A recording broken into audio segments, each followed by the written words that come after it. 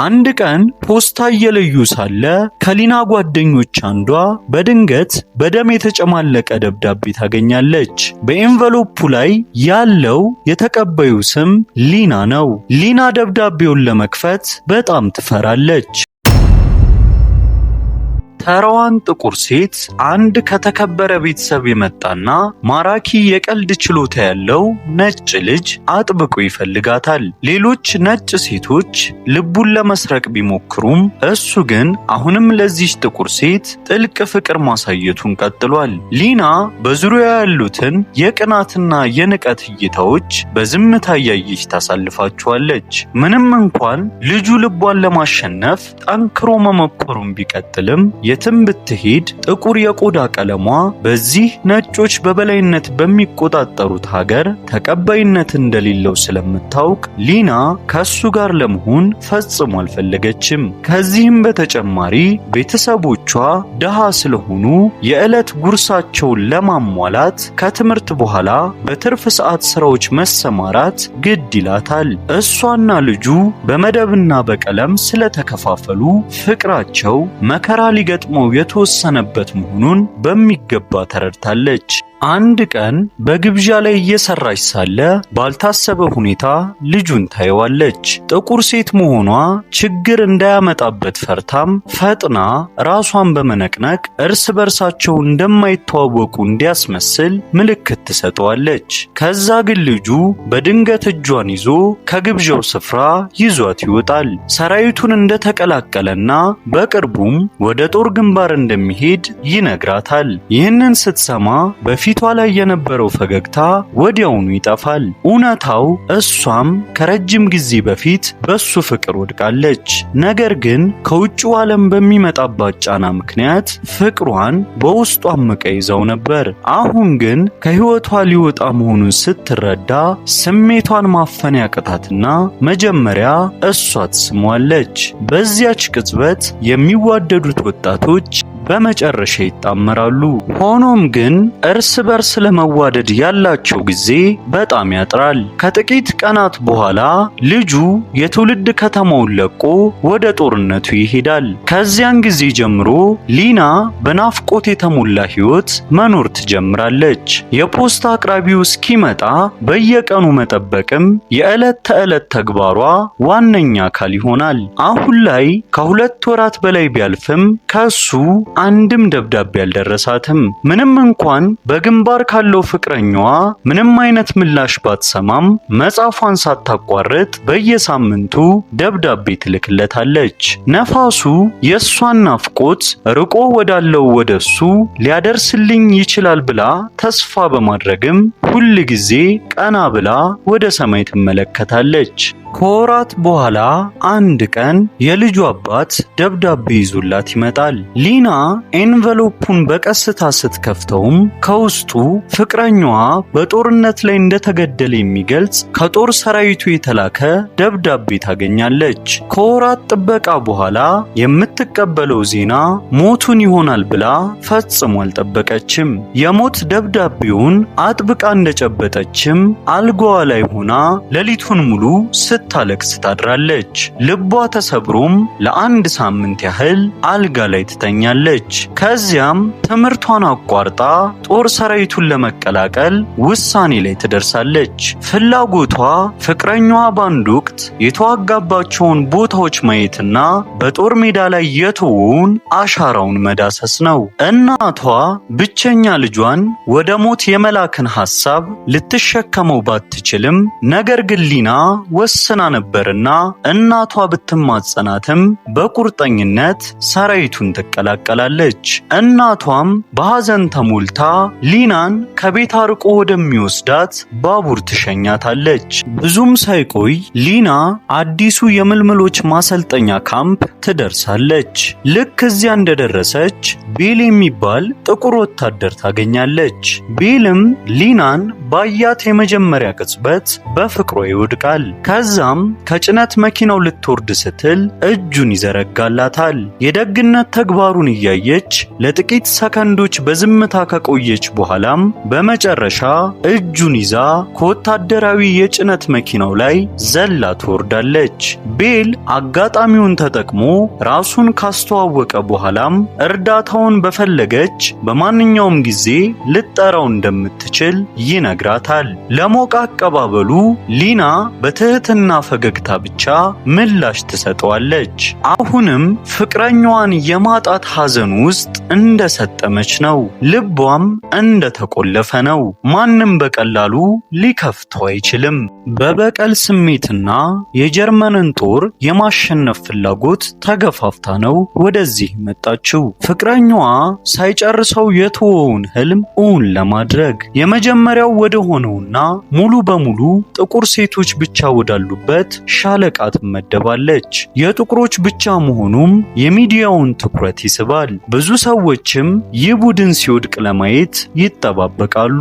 ጥቁር ሰዎች የመዋጋት ችሎታ እንደሌላቸውና እነዚህ ጥቁር ሴቶች በጦርነት ውስጥ ምንም አይነት ክብር ሊያገኙ እንደማይችሉም ብዙዎች ያምናሉ። ነገር ግን እነሱን የምትመራው ሴት መኮንን በቡድኑ ላይ ትልቅ ተስፋ ስላላት ጥቁር ሰዎችን የሚንቁትን ሁሉ ስህተት መሆናቸውን ለማረጋገጥ ትፈልጋለች። በዚህም ለቡድኑ ያላት መስፈርት እጅግ ከፍተኛና ስልጠናውም በተለየ መልኩ ከባድ ነው። አካላዊ ጥንካሬ የሌላት ሊናም ብዙ ጊዜ የመኮንኗ ተግሳጽ ኢላማ ትሆናለች።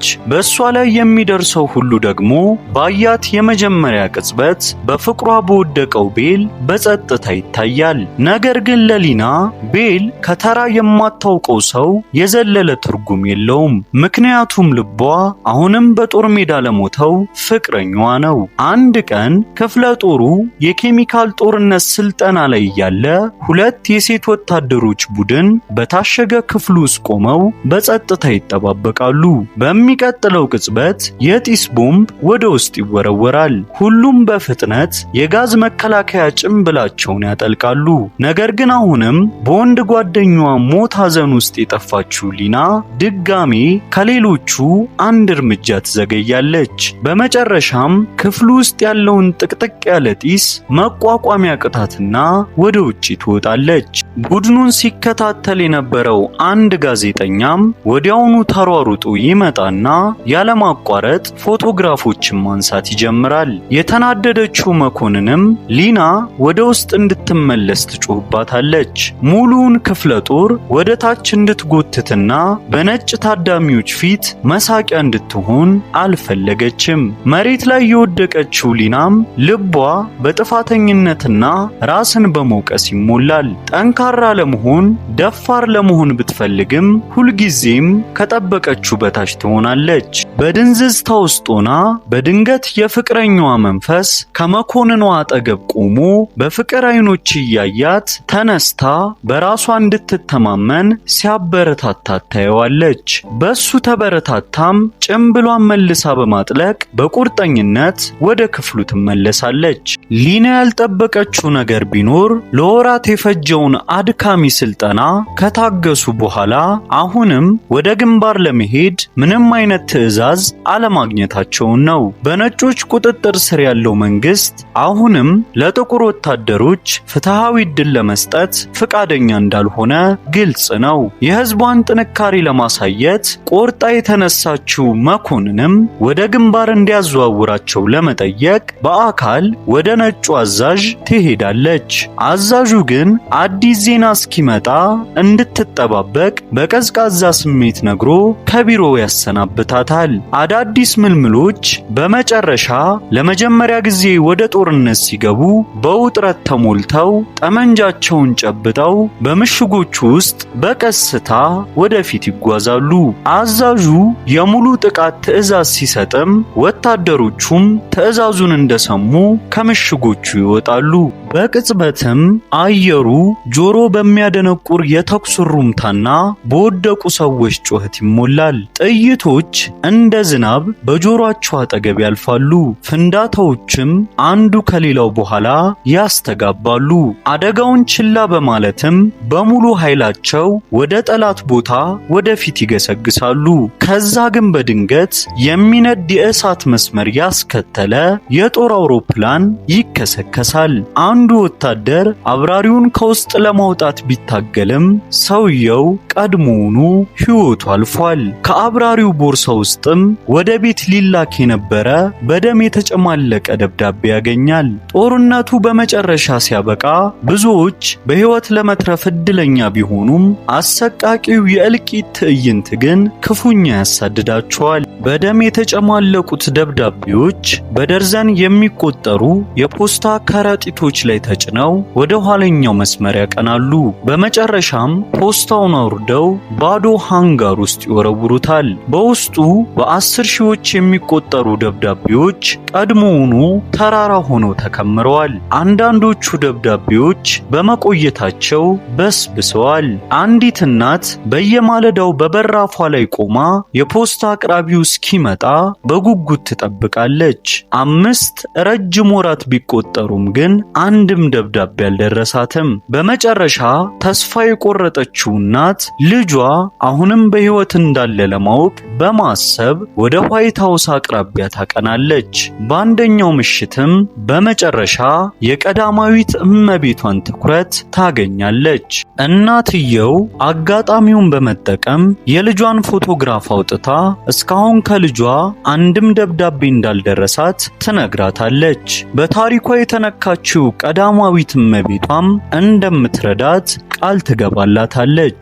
ከጥቂት ቀናት በኋላ ፕሬዝዳንቱ ስብሰባ ያደርጋሉ።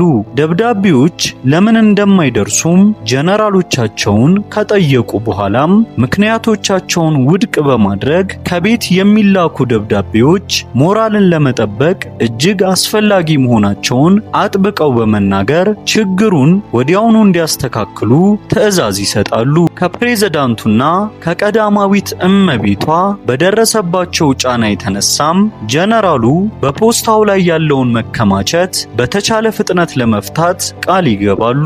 ከዛ ግን ማንም ሰው ይህንን ኃላፊነት ለመውሰድ ፍቃደኛ ሳይሆንላቸው ይቀራል። በመጨረሻም የጥቁር ሴቶች ሻለቃ ወደ አውሮፓ ግንባር እንዲሄድ ትዕዛዝ ይሰጠዋል። መኮንኗ ወታደሮቿን ይዛ መርከብ ላይ ትወጣለች። ወደ ጦር ሜዳ ለመድረስና ጥቁር ወታደሮች ከነጮች እንደማያንሱ ለማረጋገጥ ቆርጠው ስለነበር ሁሉም ያለምንም ቅሬታ የመርከቡን መከራ ይታገሳሉ። ከረጅምና ካድካሚ ጉዞ በኋላ በመጨረሻ የአውሮፓ ግንባር ይደርሳሉ። ነገር ግን ሲደርሱ ተልኳቸው በጭራሽ በጦር ሜዳ ላይ መዋጋት እንዳልሆነ ያውቃሉ። ይልቁንም ስራቸው ያልደረሱ የፖስታ ተራራዎችን መለየት ይሆናል። ይህንን ዜና ሲሰሙም ሁሉም መንፈሳቸው ይወድቃል። በጦር ሜዳ ላይ በጀግንነት ለመዋጋት ተስፋ በማድረግ የመጣችው ሊናም በከባድ የሐዘን ስሜት ትዋጣለች። ነጮቹ መኮንኖችም ስራውን ለመጨረስ 6 ወር ብቻ ይሰጧቸዋል። እንደ ስራ ቦታ የተመደበላቸው ህንፃ በቦምብ የወደመ ትምህርት ቤት ቢሆንም ያለ አማራጭ ደከመኝ ሰለቸኝ በማይል ወኔ በመጨረሻ አድካሚውን ደብዳቤ ልየታ ይጀምራሉ። ሁሉም ሰው ስራ ላይ ተጠምዶ ሳለ ሊና በድንገት በሌሎቹ ላይ በቁጣ ትጮህባቸዋለች። አብዛኛዎቹ ደብዳቤዎች በመበላሸታቸውና የጠፉ ወታደሮች መታወቂያቸው በየቦታው ተበታትነው በመገኘታቸው ልቧ ይሰበራል። እያለቀሰችም ወደ መታጠቢያ ቤት ትሮጣለች። መኮንኗ ሊናን ለመጀመሪያ ጊዜ በለሰለሰና በሚያጽናና ድምፅ ታናግራታለች። በዚያ ቅጽበት በመመልከት ተልኳቸው በእውነት ምን ያህል ትርጉም እንዳለው ትገነዘባለች። እነሱ በግንባር ላይ ያሉትን ወታደሮች ከቤተሰቦቻቸው ጋር የሚያገናኙ ድልድይ መሆናቸውንም ታስተውላለች። አንድ ቀን ፖስታ እየለዩ ሳለ ከሊና ጓደኞች አንዷ በድንገት በደም የተጨማለቀ ደብዳቤ ታገኛለች። በኤንቨሎፑ ላይ ያለው የተቀባዩ ስም ሊና ነው። ሊና ደብዳቤውን ለመክፈት በጣም ትፈራለች። ከአንድ ሳምንት ገደማ በኋላ በአንድ ምሽት ከጓደኞቿ ጋር ወደ አንድ ግብዣ ትሄዳለች። እዚያም ቤልን ታገኘዋለች። ቤል ከሱ ጋር እንድትደንስ አጥብቆ ይጠይቃታል። አብረው እየደነሱ እያሉም ሊና በቅጽበት ባጣችው ሰው ሐዘን ውስጥ ጠፍታ በፍጥነት ከፓርቲው ትወጣለች። ቤልም ተከትሏት ይወጣል። ሊናም የሞተውን ፍቅረኛዋን ማሰብ ፈጽሞ ማቆም እንዳልቻለች በሐቀኝነት ትነግረዋለች። ቤልም የህይወት ዘመን ቢወስድም እንኳን እንደሚጠብቃት ቃል ይገባላታል። ከግማሽ ወር በኋላ ቤል ሊናን ወደ መቃብር ስፍራ ይወስዳታል። ከፍቅረኛዋ መቃብር ስትደርስም ታሰቢያው ፊት ተንበርክካ ለረጅም ጊዜ ታለቅሳለች። በመጨረሻም ደብዳቤውን ስትከፍተው ውድ ሚስ ሊና፣ ቬክተር ናይነር ነኝ። እንድትጨነቂ ማድረግ አልፈልግም። ነገር ግን ለመጀመሪያ ጊዜ ወደ ቤት ያለመመለሴ እውነታ እየተሰማኝ የመጣ ይመስለኛል። እንድትጠብቂኝ እንደጠየቅኩሽ አውቃለሁ። አንቺንም በሚገባ ስለማውቅሽ ይህንኑ እያደረግሽ ነው። ነገር ግን በህይወት ተመልሼ ካልመጣው እባክሽን በዚያ ክፍት የመኪና ጀርባ ወንበር ላይ በነበረሽ አይነት የደስታ ሳቅ ህይወትሽን ኑሪ። ያን የመሰለ ነፃነትና ደስታ የተሞላበት ህይወት በሰማያት ላይ ፈልጊኝ የሚል የመሰናበቻ ደብዳቤ ነበር። ምንም ያህል ብታለቅስም በመጨረሻ ግን ፍቅረኛዋ ለዘላለም እንደሄደ ትረዳለች። ከወራት አድካሚ ጥረት በኋላ የጥቁር ሴቶች ሻለቃ ተልኳቸውን በመጨረሻ ያጠናቅቃሉ። ከተያዘላቸው ጊዜ ቀድመው በሚሊዮን የሚቆጠሩ ደብዳቤዎችን ያጸዳሉ። ስራቸውን አጠናቀው ለመሄድ ሲዘጋጁ ነጭ ወታደሮች ሳይቀሩ በመገረም አክብሮት የተሞላበት ሰላምታ ይሰጧቸዋል። ጥቁር ሴቶች ለመጀመሪያ ጊዜም የሚገባቸውን ዕውቅና ያገኛሉ። ጦርነቱ በመጨረሻ ሲያበቃም ሊናና ቤል ዳግም ተገናኝተው አዲስ የህይወት ምዕራፍ ይጀምራሉ። በቀጣይ ቪዲዮ እስከምንገናኝ በያላችሁበት መልካሙን ሁሉ እያደረጋችሁ ቆዩልኝ። እወዳችኋለሁ።